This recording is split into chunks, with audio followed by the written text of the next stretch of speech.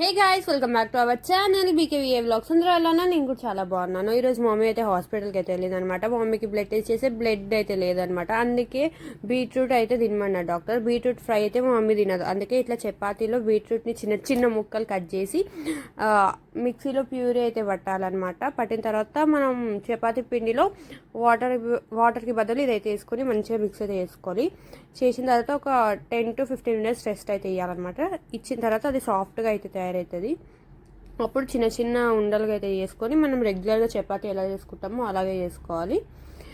And మంచిగా కొంచెం కొంచెం ఆయిల్ వేసుకొని నీట్గా అయితే కాల్చుకోవాలన్నమాట. దీనికి ఇది చూడడానికి కూడా చాలా అంటే చాలా బాగుంది. ఒకవేళ బ్లడ్ లేని వాళ్ళు ఇలా తింటే బెటర్ ఆప్షన్ అనమాట. మనకి ఎట్లయినా చాలామంది కర్రీస్ తిన్నారు కదా, అందుకే దాని బదులు ఇట్లా తినండి.